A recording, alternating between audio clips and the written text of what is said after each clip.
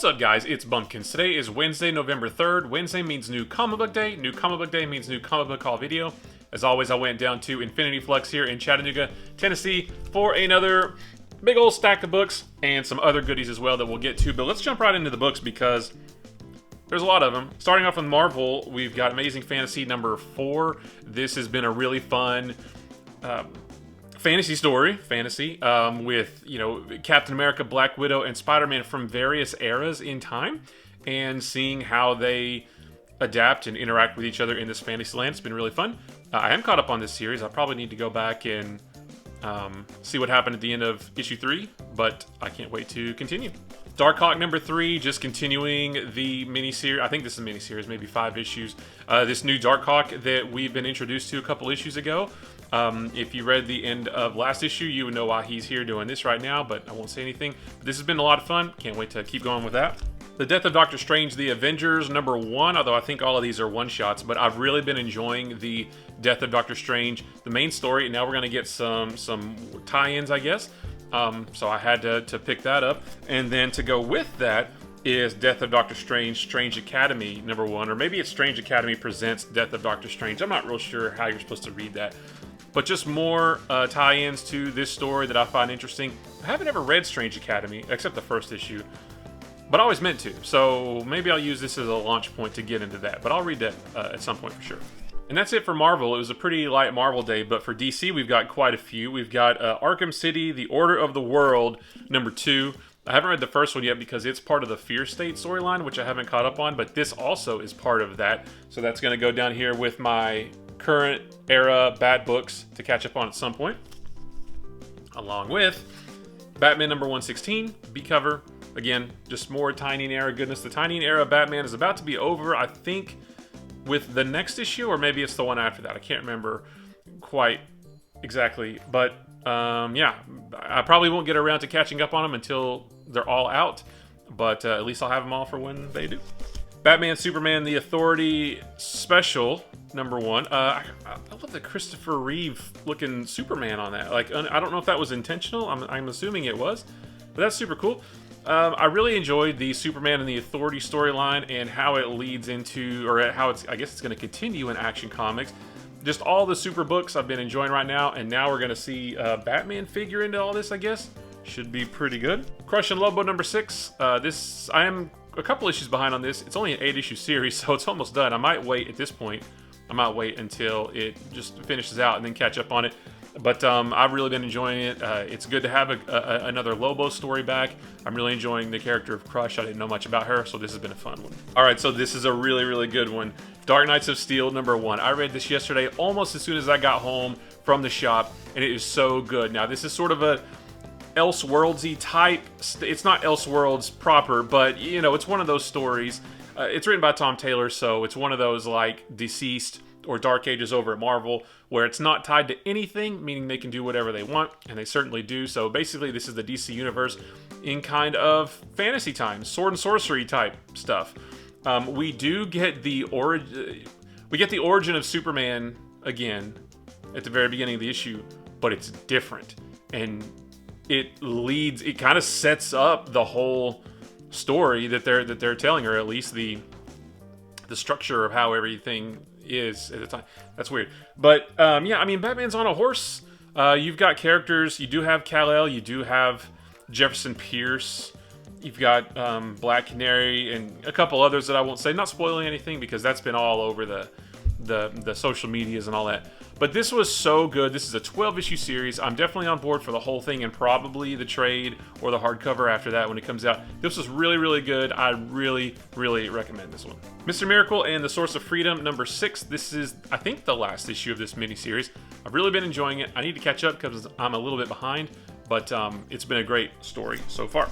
Superman 78, number 3. I went with the Lee Weeks cover. I just love Superman and Lois there. This has been fun. Just revisiting the old Christopher Reeve movie universe, if you will, in comic book form. Seeing things that we never got to see in those movies. I've been enjoying this one. And then Teen Titans Academy number 7. A little bit behind on this one as well, but it's just a fun book. I actually don't know if I'm going to stay on this one for the long haul. I might trade weight the rest of these, but I kind of want to stay on it until the whole Red X thing is over with, which is probably why they're dragging it out. I think a lot of people, I shouldn't say that, but I'm sure some people are hanging on to this book because of the whole mystery with Red X, which is interesting. I don't want the whole thing to be about that. So, but yeah, this is a cool cover, if nothing else. I've been enjoying this book. I just don't know how long I'll keep on it. And that's it for DC, but we've got a whole bunch of other Image and indies as well, starting with Image, Firepower number 17. Still haven't even started this issue yet, but, you know, my stack of Firepower books is like that by now, so it's going to be fun to sit down and catch up on that. One of my favorite series that's coming out recently is the Me You Love in the Dark number 4. This series is so good.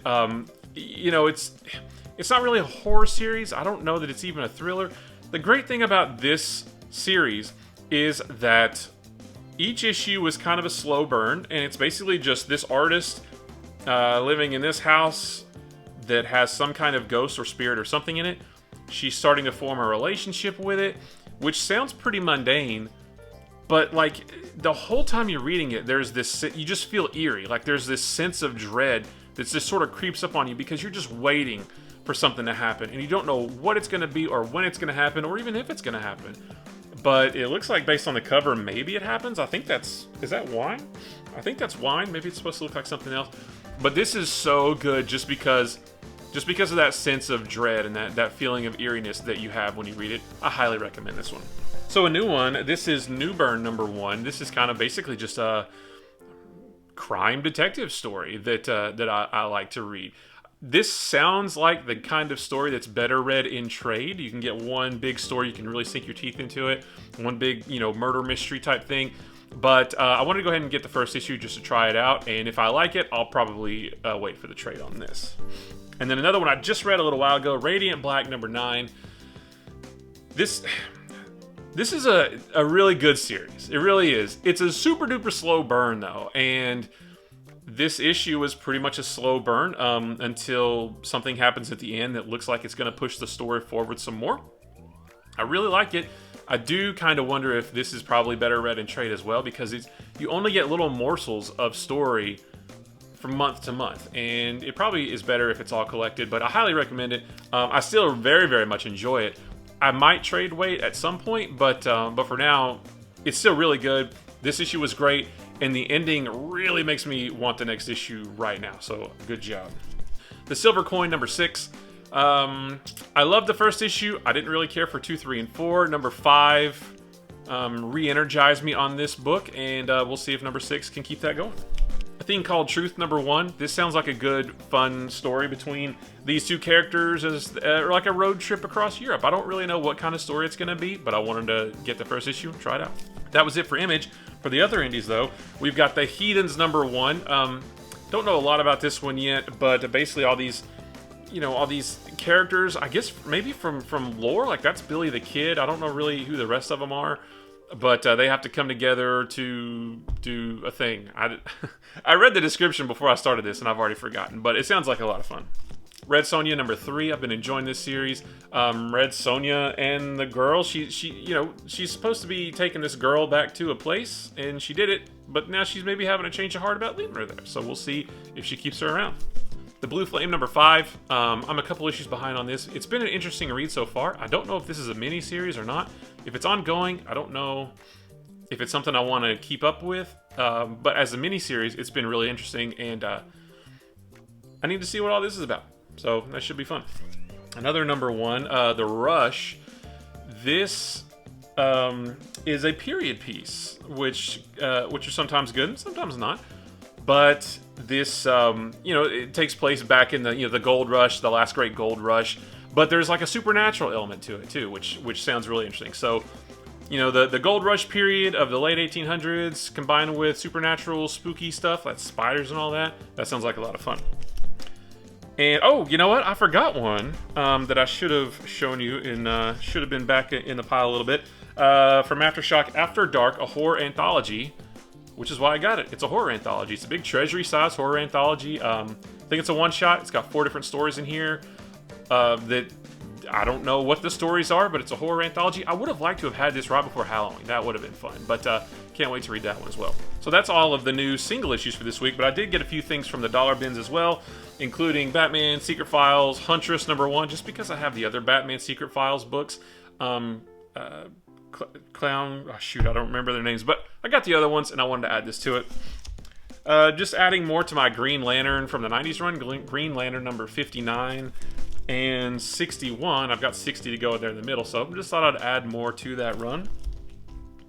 The Incredible Hulk Annual number 17. This is part of the Subterranean Wars storyline, which I got one of those in another annual from the dollar bins at some point. I don't remember which one it was, but I thought I'd add that to it.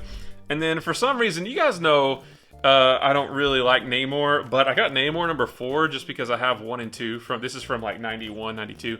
I just thought it was right there. I just thought I'd add to that run as well. And then Namor the Submariner Annual number 1. This is part of the Subterranean Wars as well. I just thought, hey, if more parts of that story are there, why not get it?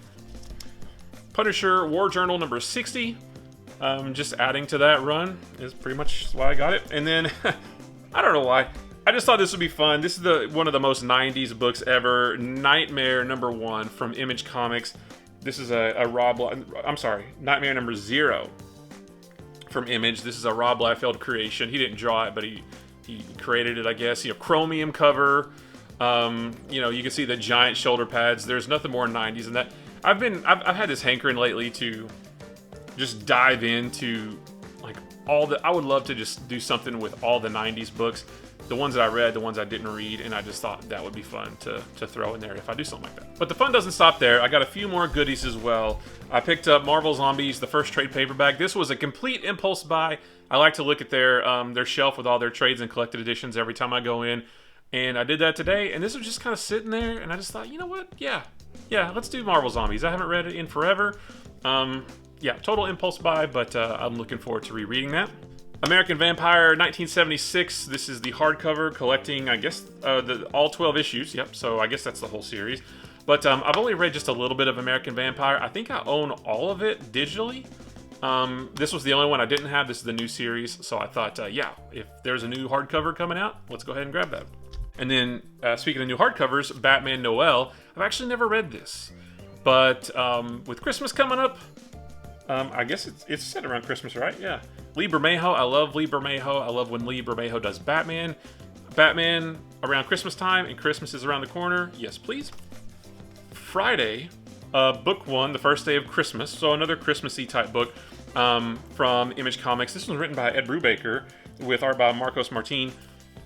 This is actually a little bit smaller too. You can see, kind of the size difference, which is kind of neat. I think this started digitally. But it collects issues 1 through 3.